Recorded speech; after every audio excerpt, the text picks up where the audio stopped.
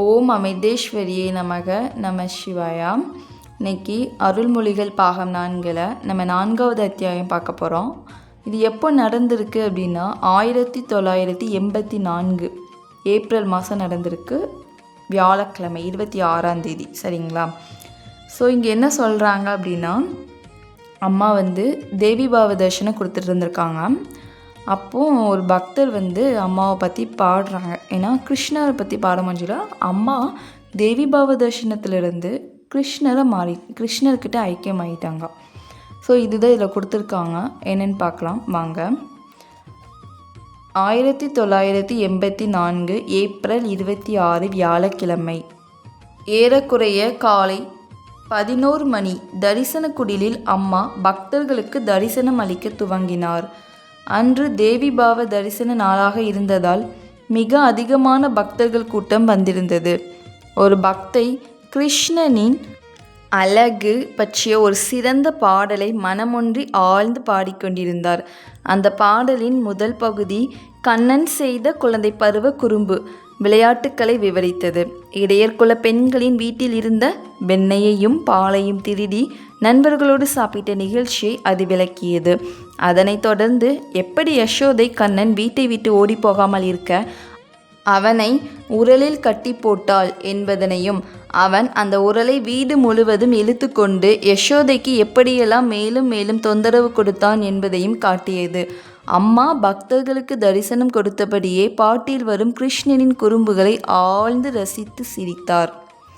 அதாவது இங்கே என்ன நடக்குது அப்படின்னா, இது எப்போ நடந்திருக்கு? 1984ஆம் ஆண்டு. சரிங்களா?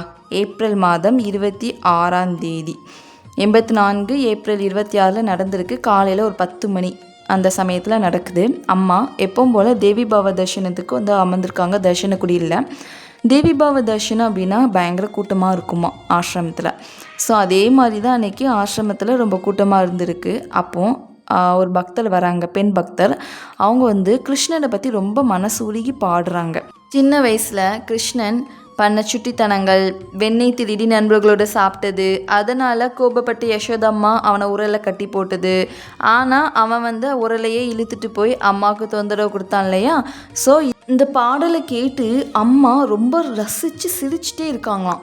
இதுக்கு இடையில விளக்கமும் சொல்லிகிட்டு இருக்காங்க. தர்ஷன் போயிட்டுருக்கு. அந்த டைமில் அந்த பெண் பக்தை பாடுறாங்க. பாடுறதுக்கு ஏற்ற மாதிரி அம்மா ரசித்து சிரிச்சிட்டு விளக்கமும் கொடுக்குறாங்களாம்.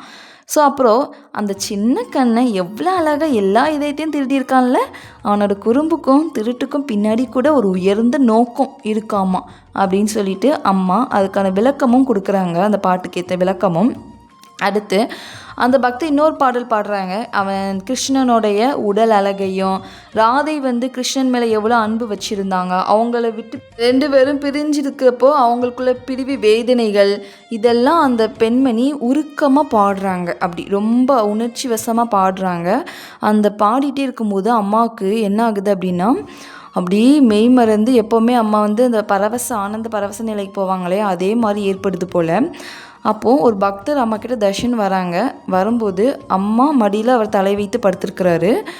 அம்மா கட்டி அணைப்பாங்க இல்லையா? ஸோ அப்போ மடியில் தன்னோட பக்தரை மடியில் போட்டிருக்காங்க. அம்மா அதையும் கவனிக்காமல் சிலை போல் ஆகிட்டாங்களாம். சிலை போல் ஆகி தன்னுடைய கை விரல்கள் எல்லாம் கிருஷ்ண பாவத்துக்குன்னு தனியாக ஒரு முத்திரை வச்சுருப்பாங்களாம்மா. தேவி பாவத்துக்கு தனியாக இருக்கும் போல். ஸோ கிருஷ்ண பாவத்துக்குள்ள முத்திரைக்கு அம்மா கையில் வைக்கிறாங்களாம். கையில் வச்சுட்டு அப்படியே கண்ணில் மெதுவாக லைட்டாக மூடுறாங்களாம். அப்படி சிலை போல் உட்காந்துருக்காங்க அப்படியே ஆழ்ந்த சமாதியில். அப்போது அவங்களுடைய முகத்திலிருந்து ஆனந்த புன்னகை வெளிவருது. இதை பார்த்த பக்தர்களும் உடம்பெல்லாம் சிலித்து போய் நிறைய பேர் கண்ணீர் விட்டு தியானத்தில் மூழ்கியிருக்காங்க. அப்போது அம்மா கிருஷ்ணனோட ஒன்றா கலந்துட்டாங்களாம். அந்த ஒரு ஃபீலிங்கில் கிருஷ்ணா கூட ஒன்றா கலந்த மாதிரி ஒரு அரிய தெய்வீக காட்சியாக அது வெளிப்பட்டிருக்கு. அப்போது அங்கே இந்த பக்தர்கள் எல்லாமே என்ன பண்ணுறாங்க, அவங்களுடைய கண்ணிலேருந்து தாரையாக கண்ணீர் வடிதாமா. ஏன்னா அம்மாவுடைய செயல்கள் அப்படி இருந்திருக்கு. தேவி பாவ தர்ஷனம் கொடுத்துட்டு இருந்த அம்மா பக்தையோடைய பாடலை கேட்டு ரசித்து சிரிச்சிட்டு இருந்தவங்க எப்படி ராதை கிருஷ்ணன் மீது அன்பு வச்சுருந்தாங்க, அவங்களுடைய பிரிவு எவ்வளோ ஒரு வேதனை கொடுத்தது அப்படின்னு சொல்லி பாடும்போது தான் அம்மா மெய்மறந்து அப்படியே கிருஷ்ணரோடைய ஐக்கியமாட்டாங்க அந்த ஸ்டேஜுக்கு போயிட்டாங்க போல், சமாதி ஸ்டேஜுக்கு.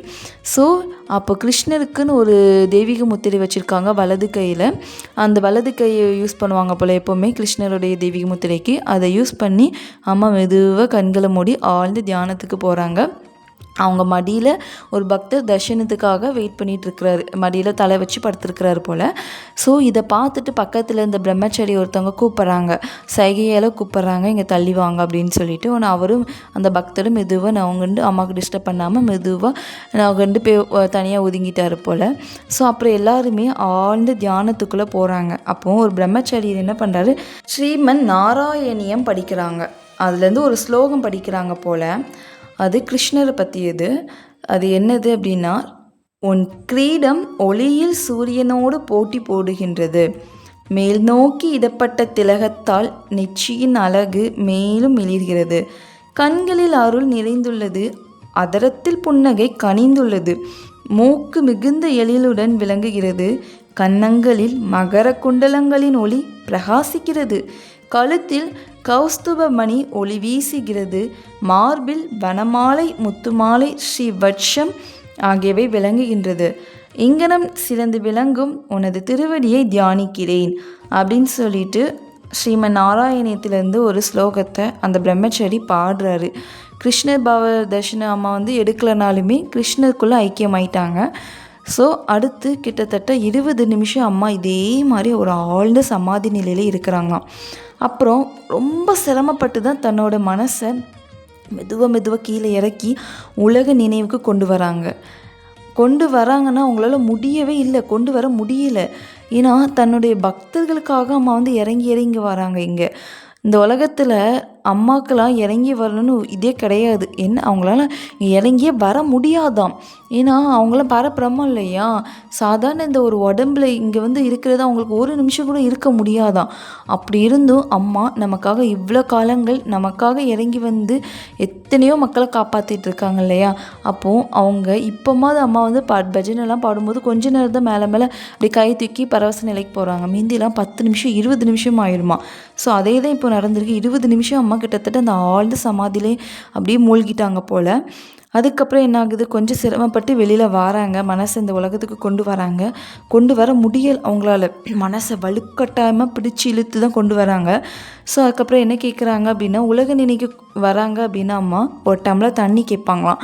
அதே மாதிரி தான் அம்மா காயத்ரி கிட்ட ஒரு டம்ளர் தண்ணி கொண்டாங்கன்னு கேட்டிருக்காங்க. காயத்ரி ஒரு டம்ளர் தண்ணி கொடுத்ததோ அம்மா அதை குடிச்சிட்டு கொஞ்ச நேரம் அமைதியாக கண்ண மூடி உட்காந்துக்கிறாங்க போல். இயல்பு நிலைக்கு வர அவங்களால முடியலை, வலுக்கட்டாயமாக தான் வராங்க, கொஞ்சமாக வராங்க போல். ஸோ இயல்பு நிலைக்கு வந்ததுக்கப்புறம் தன்னுடைய வலது கை ஆள்காட்டி விரலை வச்சு கையை மேலே உயர்த்தி ஒரு பெரிய வட்டம் மாதிரி சுற்றுறாங்களாம். இது எதுக்கு இந்த வட்டத்தை போடுறாங்கன்னு கூட யாருக்கும் தெரியாது போல்.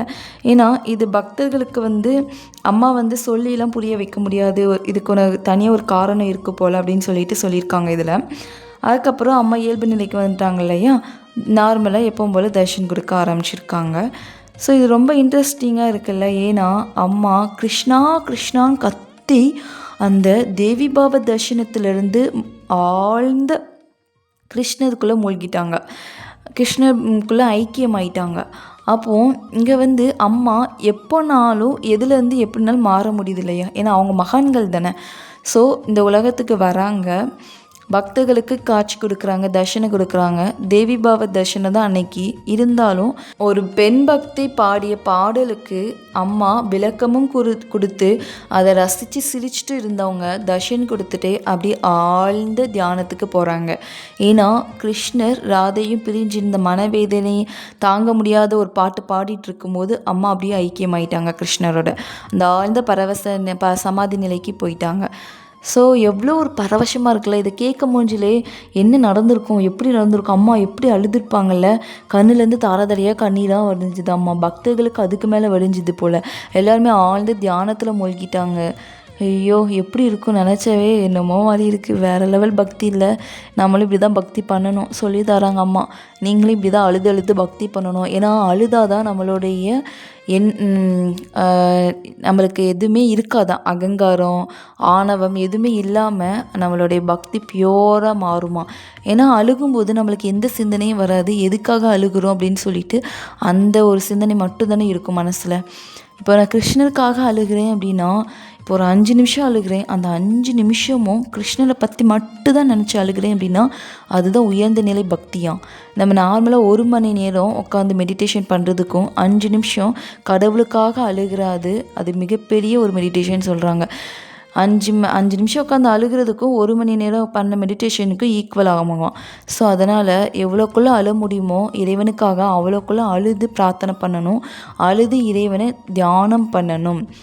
அப்போது டெய்லியுமே எல்லாருமே அழுக வரலன்னா ஏதாட்டும் நம்மளே ஒரு எமோஷனல் கடவுள் மேலே க்ரியேட் பண்ணிவிட்டு அழுக முயற்சி பண்ணணும். அழுதோம் அப்படின்னா நம்ம 1 மணி நேரம் தியானம் பண்ண வேண்டாம், 5 நிமிஷம் பண்ணாவே போதும். ஸோ இது அப்படியே பண்ணாமல் நம்மள நாளடைவில் கண்டினியூ பண்ணணும். இறைவனுக்காக ஏங்குறது இங்கே நல்லது இல்லையா? ஸோ எவ்வளோக்குள்ளே ஏங்குறோமோ அவ்வளோக்குள்ளே இறைவன் நம்மக்கிட்ட வருவாங்க. அதே மாதிரி நம்மளுடைய எவ்வளோக்குள்ள கெட்ட எண்ணங்கள்னால் எனது அகங்காரம் தான் இங்கே மேலே இருக்கும்.